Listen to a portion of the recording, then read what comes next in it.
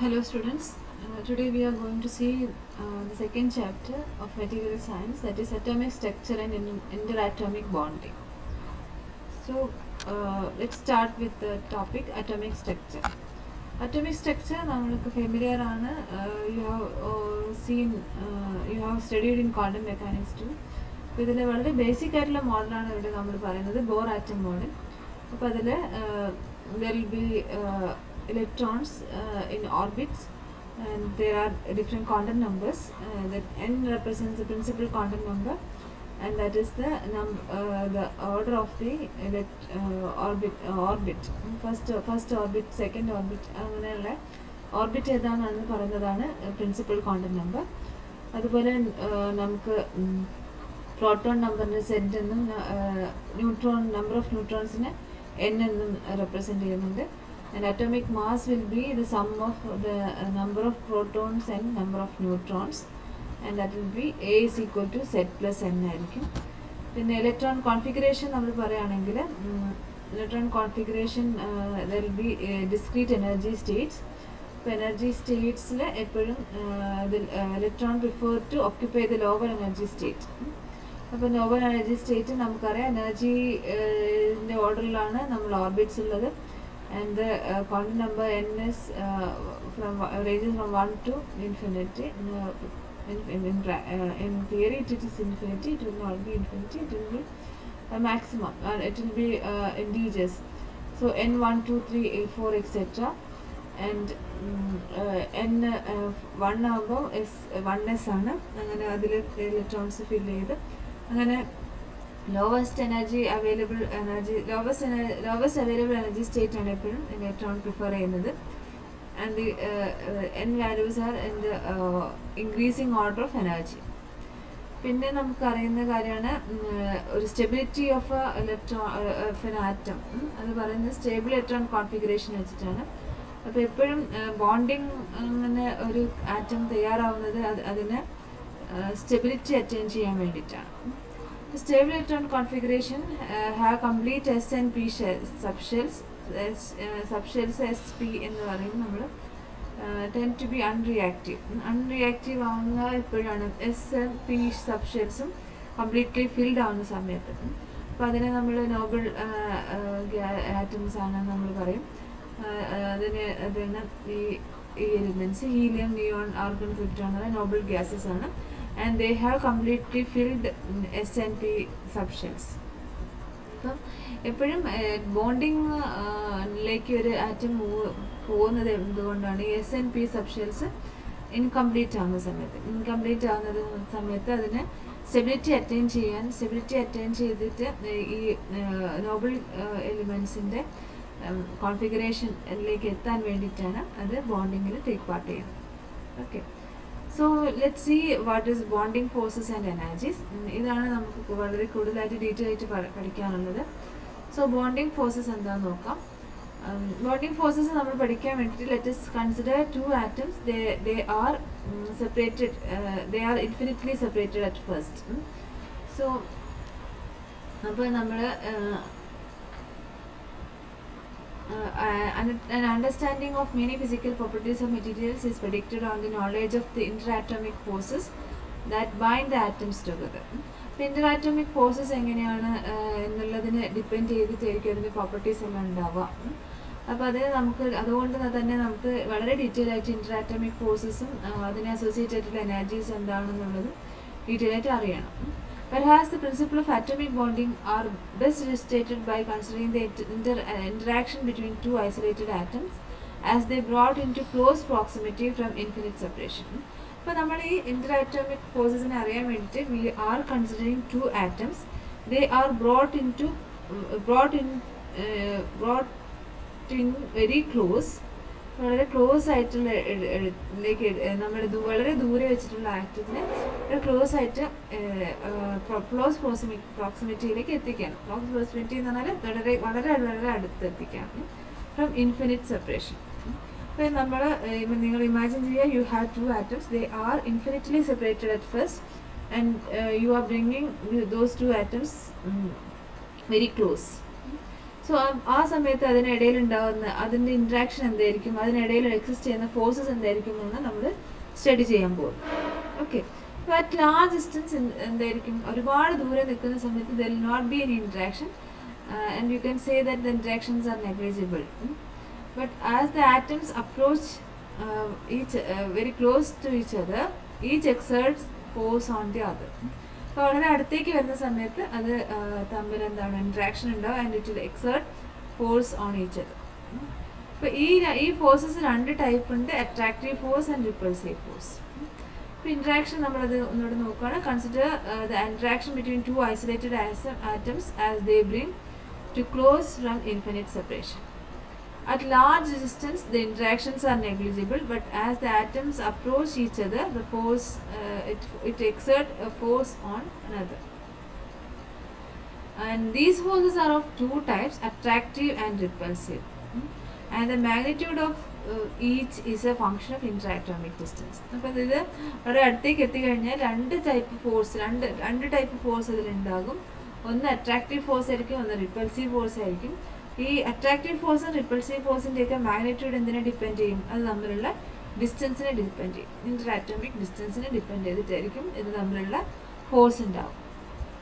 Okay, അപ്പോൾ നമ്മൾ total force F N എന്ന് പറയാം. And F A is the attractive force and F R is the repulsive force. Okay, the origin of attractive force depends on the particular type of bonding that exists between the two atoms. അപ്പോൾ നമ്മൾ പറഞ്ഞു attractive ഫോഴ്സും repulsive ഫോഴ്സും ഉണ്ടാവുന്നു. Attractive force എന്ന് പറയുന്നത് രണ്ട് atoms അടുത്തേക്ക് വരുന്ന സമയത്ത് ഉണ്ടാകുന്ന അട്രാക്റ്റീവ് ഫോഴ്സ് എന്ന് പറയുന്നത് അത് തമ്മിൽ ഉണ്ടാവാൻ സാധ്യതയുള്ള അല്ലെങ്കിൽ ഉണ്ടാവുന്ന ബോണ്ടിങ്, ഏത് ടൈപ്പ് ഓഫ് ബോണ്ടിങ് എന്നതിനെ ആശ്രയിച്ചിരിക്കും. അതായത് അതിൻ്റെ magnitude depends on the bonding that exists between the two atoms. The magnitude of attractive force varies with the distance. അപ്പോൾ അട്രാക്റ്റീവ് ഫോഴ്സ് അതുപോലെ എന്തിന് ഈ ഇന്ററാറ്റോമിക് ഡിസ്റ്റൻസിന് അനുസരിച്ചിട്ട് വേരി ചെയ്യും. അപ്പോൾ ഇവിടെ നമുക്ക് നമ്മൾ ഈ ഫിഗർ ഒന്ന് നോക്കാം. ഈ ഫിഗറിൽ നമ്മൾ ഈ ഫിഗർ എന്ന് പറയുന്നത് on Y axis it is a force, interatomic force ആണ് വൈ ആക്സിസ് ഉള്ളത്. ഇതിന് പോസിറ്റീവായിട്ട് എടുത്തിരിക്കുന്ന അട്രാക്ഷൻ, നെഗറ്റീവായിട്ട് എടുത്തിരിക്കുന്ന റിപ്പൾഷൻ ആണ്. And on the X axis you have interatomic separation, അല്ലെങ്കിൽ ഇന്ററാറ്റോമിക് ഡിസ്റ്റൻസ് എന്ന് പറയും. അതായത് രണ്ട് ആറ്റം ഉണ്ട്, ആ രണ്ട് ആറ്റത്തിൻ്റെ സെൻറ്റർ തമ്മിലുള്ള ഡിസ്റ്റൻസ് ആണ് ഇന്ററാറ്റോമിക് സെപ്പറേഷൻ എന്ന് പറയുന്നത്. അപ്പോൾ രണ്ട് ഫോഴ്സസ് നമ്മൾ ഉണ്ടാവും എന്ന് പറഞ്ഞു. ഒന്ന് അട്രാക്റ്റീവ് ഫോഴ്സ്, ആ അട്രാക്റ്റീവ് ഫോഴ്സ് മാത്രമാകുമ്പോഴുള്ള ഇതാണ് ഈ ഡോട്ടഡ് ലൈൻസ് ആയിട്ട് കാണിച്ചിരിക്കുന്നത്. attractive force between these two atoms. അതേപോലെ റിപ്പൾസീവ് ഫോഴ്സും ഉണ്ടാകും. അതെന്തുകൊണ്ടാണ് നമുക്ക് പറയും, അതാണ് ഇവിടുത്തെ ഈ ഡോട്ടഡ് ലൈൻ കാണിക്കുന്നത്. Okay, this one. ഇനി ഇത് രണ്ടിൻ്റെയും കൂടെ നമുക്കറിയാം രണ്ടും ഉണ്ടാകും ഒരേ സമയത്ത്. അട്രാക്റ്റീവ് ഫോഴ്സും ഉണ്ടാകും, റിപ്പൾസീവ് ഫോഴ്സും ഉണ്ടാകും. അത് രണ്ടിൻ്റെയും കൂടെ സം ആയിരിക്കും നിങ്ങളുടെ total force between the two atoms. അതാണ് ഈ സോളിഡ് ലൈൻ കാണിക്കുന്നത്. ഇതൊരു മാക്സിമം എത്തുന്നു, പിന്നെ അത് ഡിക്രീസ് ചെയ്യുന്നു. അപ്പം നമ്മൾ ഇനി ഈ കർവ് നമ്മൾ സ്റ്റഡി ചെയ്യാൻ പോവാണ്. So first we are going to see the attractive force. So attractive force എന്ന് പറയുന്നത് നമ്മൾ പറഞ്ഞു it depends on the bonding between the two atoms. ഏത് ടൈപ്പ് ഓഫ് ബോണ്ടിങ് ആണ് ഉണ്ടാവുന്നത് എന്നതിനെ ആശ്രയിച്ചിരിക്കും. അപ്പോൾ അട്രാക്റ്റീവ് ഫോഴ്സിന് ഒരുപാട് ദൂരത്തിൽ നിൽക്കുന്ന സമയത്ത് അട്രാക്റ്റീവ് ഫോഴ്സ് ഒന്നുമില്ല. വളരെ അടുത്തേക്ക് വരുന്ന സമയത്ത് ദർ വിൽ ബി ബോണ്ടിങ് ഉണ്ടാകാം. ആ ബോണ്ടിങ് അനുസരിച്ചിട്ട് ഒരു അട്രാക്ഷൻ ഉണ്ടായി വരും. ബോണ്ടിങ് എന്ന് പറഞ്ഞാൽ എന്താണ്, രണ്ട് ആറ്റം തമ്മിൽ ചേർന്ന് നിർത്തി അട്രാക്ട് ചെയ്ത് നിൽക്കുന്ന ഇതാണ്. അപ്പോൾ അത് ഒരു പെർട്ടിക്കുലർ ഇതിൽ വരെ അത് എന്താണ് ഒരു പെർട്ടിക്കുലർ ഡിസ്റ്റൻസ് വരെ അത് ആ അട്രാക്റ്റീവ് ഫോഴ്സ് കൊണ്ട് ഈ ആറ്റംസ് അടുത്തടുത്ത് വരും. പിന്നെ എന്തുണ്ടാകും, ഒരു പെർട്ടിക്കുലർ ഡിസ്റ്റൻസ് കഴിഞ്ഞു കഴിഞ്ഞാൽ എന്തുണ്ടാകും, ഇലക്ട്രോൺ ക്ലൗഡ് ഉണ്ട് ഓരോ ആറ്റത്തിന് ചുറ്റും അല്ലേ. അപ്പോൾ ഒരു ബോണ്ട് ഫോം ചെയ്തു, വളരെ ദൂരേന്ന് വന്നിട്ട് അത് അടുത്തടുത്ത് വന്നിട്ട് ഒരു ബോണ്ട് ഫോം ചെയ്തു. ആ ബോണ്ട് ഫോം ചെയ്ത് കഴിഞ്ഞിട്ട് പിന്നെ ബോണ്ടിങ് കഴിഞ്ഞിട്ട് പിന്നെ അത് അടുത്തേക്ക് അടുക്കാൻ ശ്രമിച്ചാൽ എന്താ ഉണ്ടാവുക, ഓരോ അറ്റത്തിന് ചുറ്റും there is electron cloud. And those electron cloud എന്തായിരിക്കും, സെയിം ചാർജസ് ആണ് അല്ലേ. ഇലക്ട്രോൺ ആദ്യത്തെ രണ്ട് ആറ്റം 1, 2 എന്ന് എടുത്തു കഴിഞ്ഞാൽ ഫസ്റ്റ് ആറ്റത്തിൻ്റെ ഇലക്ട്രോൺ ക്ലൗഡ് നെഗറ്റീവ് ചാർജിലാണ് ആൻഡ് സെക്കൻഡ് ആറ്റത്തിന് നെഗറ്റീവ് ചാർജാണ്. And these 2 electron clouds will start repel അല്ലേ. റിപ്പൾസീവ് ഫോഴ്സ് ഉണ്ടാവും. ഒരു ലിമിറ്റിനപ്പുറം ഈ ആറ്റംസ് അടുത്തേക്ക് വന്നു കഴിഞ്ഞാൽ. ഓക്കെ, നമ്മളിവിടെ നിന്ന് ഇങ്ങനെ വരുന്ന സമയത്ത് ഇൻട്രാറ്റോമിക് സെപ്പറേഷൻ കുറഞ്ഞു വരികയാണ്. അപ്പോൾ ഇവിടെ എത്തിക്കഴിഞ്ഞാൽ it cannot come further close. അപ്പോൾ ആ പോയിന്റ് കഴിഞ്ഞാൽ പിന്നെ സ്ട്രോങ് ആയിട്ട് അത് റിപ്പൽ ചെയ്യും. അതാണ് ഇവിടെ കാണിക്കുന്നത്. അതായത് ഇത് വളരെ അടുത്തടുത്തടുത്ത് വന്നു, ഒരു പെർട്ടിക്കുലർ പോയിന്റ് വരെ എത്തി. ഇവിടെ എന്താ ഉണ്ടാകുന്നത്, ഇവിടെ അട്രാക്റ്റീവ് ഫോഴ്സ് ആണ് ഉള്ളത്, ഇവിടെയൊക്കെ അട്രാക്റ്റീവ് ഫോഴ്സ് ആണ്. ഒരു പോയിന്റ് എത്തുമ്പോൾ attractive force repulsive force equal ആണ്. കണ്ടോ, ഇവിടെ 0 ആണ്. അട്രാക്റ്റീവ് ഫോഴ്സും റിപ്പൾസീവ് ഫോഴ്സും ഒക്കെ 0 ആണ്. അത് കഴിഞ്ഞാൽ പിന്നെ ഇതിന് പിന്നെ അടുത്തേക്ക് വരാൻ പറ്റില്ല. അട്രാക്റ്റീവ് ഫോഴ്സ് പിന്നെ അങ്ങോട്ടേക്ക് അതിന് വരാൻ പറ്റില്ല. And there will be strong repulsive force. അപ്പോൾ റിപ്പൾസീവ് ഫോഴ്സ് ആണ് പിന്നെ ഉണ്ടാവുക. പിന്നെ ഇങ്ങോട്ടേക്ക് ഫർദർ മൂവ് ചെയ്യാൻ പറ്റില്ല. അപ്പോൾ റിപ്പൾസീവ് ഫോഴ്സ് ഉണ്ടാവും. That repulsive force is due to the electron cloud എന്താണ് റിപ്പൽ ചെയ്യാൻ തുടങ്ങും.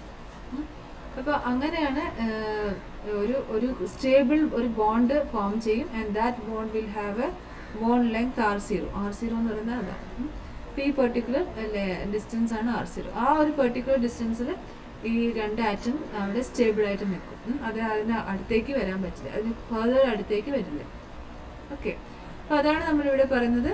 The magnitude of the attractive force varies with the distance as represented schematically in the figure. Ultimately, the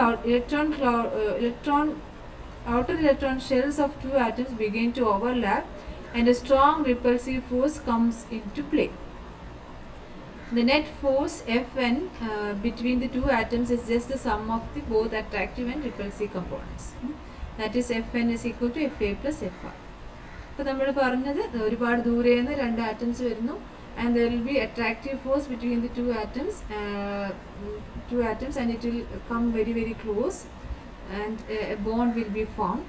And if the atoms try to move further close, there will be interaction between the electron clouds, or the electron clouds will overlap, and that will result in strong repulsive force. And that strong repulsive force stops the two atoms to move further close, and a bond will be formed. Okay, അപ്പോൾ അതാണ് ഇവിടെ കാണിച്ചിരിക്കുന്നത്, സ്കീമാറ്റിക്കലി കാണിച്ചിരിക്കുന്നത്. Okay, നമ്മൾ പറയുന്ന state of equilibrium എത്തും. State of ഇക്വിലിബ്രിയത്തിനെ പറ്റിയാണ് ഇനി നെക്സ്റ്റ് പറയുന്നത്. When Fa and Fr balance, നമ്മൾ പറഞ്ഞു ഇവിടെ ഇങ്ങനെ വന്ന് ഒരു പെർട്ടിക്കുലർ പോയിന്റിൽ repulsive force will be equal to the attractive force. അപ്പോൾ ഇതാണ് ഈ point. And Fa will be equal to Fr, and there is no net force. Fa plus Fr will be equal to 0. Then a state of equilibrium exists. The centers of two atoms will remain separated by equilibrium spacing R0. അപ്പോൾ ഇതാണ് equilibrium spacing R0. അതിന് അങ്ങോട്ട് അടുത്തേക്ക് അതിൽ R0 കുറവിലേക്ക് ഇത് വരില്ല. R0 ആണ് distance. ആ ഡിസ്റ്റൻസിന് കുറവ് ആയിട്ട് എന്താണ് ആറ്റംസ് അടുത്തേക്ക് വരില്ല. For many atoms R0 is approximately 0.3 nanometer ആണ്. ഇനി ഒരുപാട് ആറ്റംസ് 0.3 nanometer ആണ് ഈ R0യുടെ വാല്യൂ ഉള്ളത്. Once in this position, the two atoms will counteract any attempt to separate them by an attractive force or to push them together by a repulsive force. അപ്പോൾ ഇങ്ങനെ ഒരു state എത്തിക്കഴിഞ്ഞാൽ അത് separate ചെയ്യാനോ ഒരുപാട് അത് സെപ്പറേറ്റ് ചെയ്യാനും ബുദ്ധിമുട്ടാണ്. അതുപോലെ ആ ലെങ്ത്തിൽ നിന്ന് കുറയാനും നമ്മൾ പറ്റില്ല, ആറ്റത്തിന് പറ്റില്ല. So that point will be a stable equilibrium point. You cannot, it will be very difficult to separate the atoms, or it is very difficult to push them together because of the strong repulsive force. അപ്പോൾ അങ്ങനെ ഉള്ളൊരു പോയിന്റിനാണ് നമ്മൾ state of equilibrium എന്ന് പറയുന്നത്. And the equilibrium spacing is R0. Okay, ഇനി നമ്മൾക്ക് ഇതേ കാര്യം തന്നെ നമ്മളിപ്പം പറഞ്ഞത് ഫോഴ്സിൻ്റെ ടേംസിലാണ് ഈ ഡയഗ്രാമൊക്കെ എക്സ്പ്ലെയിൻ ചെയ്തത്. And it will be easy to, force എന്ന് പറയുന്നത് ഇറ്റ് ഈസ് എ വെക്റ്റർ. അപ്പോൾ നമുക്ക് കുറച്ചും കൂടി ഈസി ആയിട്ട് ഡീൽ ചെയ്യാൻ പറ്റുന്നത് എനർജിയാണ്, പൊട്ടൻഷ്യൽ എനർജിയാണ്. സോ നമ്മൾ പൊട്ടൻഷ്യൽ എനർജിയുടെ ടേംസിൽ ഇത് നമ്മൾ എക്സ്പ്ലെയിൻ ചെയ്യാൻ പോവാണ്. So it is very convenient to work with potential energy between two atoms instead of forces. ഇപ്പം പൊട്ടൻഷ്യൽ എനർജി വെച്ചിട്ട് നമുക്ക് കുറച്ചും കൂടി ഈസി ആയിട്ട് എക്സ്പ്ലെയിൻ ചെയ്യാൻ പറ്റും. And these two, energy and force, is related as through this formula, is integral of FDR. Energy എന്ന് പറയുന്നത് വർക്ക് ഡൺ തന്നെയാണ്. Work done is FDR. So energy is equal to integral F dot E R. പിന്നെ for atomic system നമ്മൾ total energy എടുത്തു. Total energy is equal to infinity to R F N D R, total force, total net force ആണിത്. And infinity to R F A D R plus F R D R. നമ്മൾ എന്താണ് total ഫോഴ്സിന് attractive force and repulsive force നേടി. And it will be E A plus E R. Okay, E A plus E R ആണ്. E എന്നത് net എനർജിയാണ്. And E A attractive energy, E R is the repulsive energies. These are for the two isolated and adjacent atoms. അപ്പോൾ നമ്മളിതിൻ്റെ figure നോക്കുകയാണ്. This is the figure for energy versus interatomic separation. And this is the potential energy, and you have repulsive potential energy and attractive potential energy. അപ്പോൾ ഇവിടെ നമുക്ക് കാണാൻ പറ്റും, ഇതിൽ 3 figures കാണുന്നുണ്ട്. This total line is repulsive energy, and this one is attractive energy, and this is the net energy. Okay, net energy ആയിട്ടുള്ള കാണുന്ന. ഇന്ററാറ്റോമിക് separation large ആകുന്ന സമയത്ത് this energy is also very less. And when it comes very close, the atoms close ആയിട്ട് വരുന്ന സമയത്ത് എന്താ ഉണ്ടാവുക, attractive energy ഉണ്ടാകും. And it reaches A minimum energy value. ഈ വാല്യൂവിൽ മിനിമം എനർജിയാണ്. ഈ മിനിമം എനർജി വാല്യൂ കഴിഞ്ഞാൽ പിന്നെ എന്താ ഉണ്ടാവുക, there will be A repulsive energy. Repulsive എനർജിയാണ് പിന്നെ അങ്ങോട്ടേക്ക്. ഈ എനർജി, റിപ്പൾസീവ് എനർജി വളരെ ഇൻക്രീസ് ചെയ്യും. And the atom cannot move. ഈ പോയിന്റിനപ്പുറത്തേക്ക് ആറ്റത്തിന് മൂവ് ചെയ്യാൻ പറ്റില്ല. ഓക്കെ, അപ്പോൾ അതാണ് ഇവിടെ പറയുന്നത്. The plot attractive, repulsive and net potential energies as a function of interatomic separation of two atoms. The net curve, which is again the sum of the other two, has potential energy trough or well around its minimum. അപ്പോൾ ഇവിടെ നമുക്കൊരു potential energy trough അല്ലെങ്കിൽ well കാണാൻ പറ്റും. Potential energy well. അപ്പോൾ ഇവിടെ ഇതിനുള്ളിൽ ഇതിനുള്ളിലുള്ള ഇതായിരിക്കും ഇന്ററാറ്റോമിക് ഡിസ്റ്റൻസ് എന്നൊക്കെ പറയുന്നത്. ഈ ഡിസ്റ്റൻസ്, ഈ പൊട്ടൻഷ്യൽ വെല്ല് കാണാൻ പറ്റും. Here the same equilibrium spacing R0 corresponds to the separation distance at the minimum of the potential energy curve. അപ്പോൾ ഇവിടെ നോക്കൂ, ഈ R0 എന്ന് പറയുന്നതാണ് നമ്മൾ നേരത്തെ ഇതിൽ R0. ഇവിടുത്തെ നമ്മൾ കിട്ടിയ R0ക്ക് കറസ്പോണ്ടിങ് ആയിട്ട്, ഇവിടുത്തെ ഈ പോയിന്റിന് കറസ്പോണ്ടിങ് ആയിട്ട് ഇവിടെ വരുന്നതാണ് ഈ trough. So R0 corresponds to the minimum potential energy point. Distance of at the minimum of the potential energy. The bonding energy of these two atoms E0 corresponds to the energy at this minimum point. അപ്പോൾ ഇവിടെ ഈ ഇതിനെ പറയുന്ന bonding energy ആണ്. That corresponds to the minimum of the corresponds to the energy at this minimum point. It represents the energy that would be required to separate these two atoms to an infinite separation. അപ്പോൾ ഇവിടെ ഈ എനർജിയുടെ ഈ E0 എന്ന് പറയുന്നത് this is the energy. ഇവിടെ നമ്മൾ ഈ എനർജി കൊടുക്കണം. എന്ത്, നമ്മൾ ഈ ആറ്റത്തിനെ, ഒരു ബോണ്ട് ഫോം ചെയ്തിട്ടുള്ള ആറ്റത്തിനെ സെപ്പറേറ്റ് ചെയ്യണമെങ്കിൽ ഇത്രയും എനർജി കൊടുക്കണം. That is the binding energy. It represent the energy that would be required to separate these two atoms to an infinite separation. അപ്പോൾ ബോണ്ടിങ് എനർജി എന്ന് പറയുന്നത് that corresponds the minimum of the potential energy. Okay, അപ്പം ഇനി ഈ എനർജിയുടെ ഷേപ്പിനനുസരിച്ച് നമുക്ക് ഇതിൻ്റെ ഈ എനർജി കർവിൻ്റെ ഷേപ്പിനനുസരിച്ച് നമുക്ക് ഓരോ മെറ്റീരിയൽസിൻ്റെയും പ്രോപ്പർട്ടീസ് പറയാൻ പറ്റും. അപ്പോൾ ഇവിടെ നോക്കാം, for example the materials having large bonding energies typically also have high melting temperature. Large bonding energy ആണെങ്കിൽ ഹൈ മെൽറ്റിംഗ് ടെമ്പറേച്ചർ ആയിരിക്കും, മെൽറ്റിംഗ് ടെമ്പറേച്ചേഴ്സ് ഉണ്ടാവും. And so at room temperature solid substances are formed for large bonding energies. Solid substances solid ആണെങ്കിൽ large bonding energy ആയിരിക്കും ഉണ്ടാവുക. അതുപോലെ small energies ആയിരിക്കും gaseous substance. അപ്പം എന്താ വെച്ചാൽ എന്താണ്, ഗേഷ്യസ് സബ്സ്റ്റൻസിന് നമുക്ക് ഈസി ആയിട്ട് മെൽറ്റ് ചെയ്യാനൊക്കെ പറ്റും. ബോണ്ട് മെൽറ്റ് ചെയ്യാൻ പറ്റും. Liquids prevail when energies are intermediate magnitude. Solid സബ്സ്റ്റൻസിന് എന്താണ് ലാർജ് ബോണ്ടിങ് എനർജി ആയിരിക്കും ഉണ്ടാകും. അതേപോലെ ഇതിൻ്റെ ഷേപ്പ് നോക്കുക. ഇവിടെ ഷേപ്പ് നോക്കിയിട്ട് ഇതിൻ്റെ സ്ലോപ്പ് ഇത് നോക്കുക. ഇത് മെക്കാനിക്കൽ സ്റ്റിഫ്നെസ് അല്ലെങ്കിൽ മെക്കാനിക്കൽ സ്റ്റിഫ്നെസ് എന്ന് പറഞ്ഞാൽ മോഡുലസ് ഓഫ് ഇലാസ്റ്റിസിറ്റി. നമ്മൾ Young's modulus, bulk modulus, rigidity modulus ഒക്കെ ഉണ്ടല്ലോ, അതേപോലെ of A material is dependent on the shape of its force versus interatomic separation curve. The slope of a relatively stiff material at R0 position on the curve will be quite steep. അപ്പോൾ ഇവിടെ നോക്കുക, സ്റ്റീപ്പാണ് ഇവിടുത്തെ. അപ്പോൾ steep എന്ന് പറഞ്ഞാൽ slope കൂടുതലാണ്. ഇങ്ങനെയുള്ളതിന് slope of relatively stiff material at the R equal to R0 position of the curve will be quite steep. Slopes are shallower for more flexible material. അപ്പോൾ ഇവിടെ ഇതിന് ഫ്ലെക്സിബിൾ ആണ്. അപ്പോൾ ഫ്ലെക്സിബിൾ എന്ന് പറഞ്ഞാൽ dy/dx ഇതിൻ്റെ സ്ലോപ്പ് ഇതാ ഇങ്ങനെ ഈ ഒരു എന്താണ് ഇങ്ങനെയാണ് സ്ലോപ്പ് ഉള്ളത്. മറ്റത് എന്താണ് സ്ട്രെയിറ്റ് ആണ്. ഓക്കെ, സോ ഇവിടെ സ്ലോപ്പിൻ്റെ വാല്യൂ എന്ന് പറയുന്നത് ചേഞ്ച് ഇൻ ഇവിടുത്തെ ഈ സ്ലോപ്പ് എന്ന് സ്റ്റീപ്പ് ആയിട്ടുള്ള സ്ലോപ്പാണ്. ഓക്കെ, ഇവിടെ കുറച്ചുകൂടെ ഇതുപോലെ ഇതിൻ്റെ ഷേപ്പും കുറച്ചുകൂടെ എന്താണ് ഫ്ലാറ്റൻഡ് ആണ്. അപ്പോൾ ഇങ്ങനെയുള്ള മെറ്റീരിയൽ എന്താണ് നമുക്ക് പറയാം വീക്ക്ലി ബോണ്ടഡ് ആണ്, അല്ലെങ്കിൽ ഇത് ഫ്ലെക്സിബിൾ ആണെന്ന് പറയാം. ഇങ്ങനെയുള്ള മെറ്റീരിയൽ ഇങ്ങനെ ഒരു കർവ് കാണുകയാണെങ്കിൽ it will B A very stiff material. Okay, അതാണ് ഈ കേവ്. ഇതിൻ്റെ കേവ് കണ്ടിട്ട് നമുക്ക് മെറ്റീരിയലിൻ്റെ പ്രോപ്പർട്ടി എങ്ങനെയാണെന്ന് പറയാൻ പറ്റുന്നത്.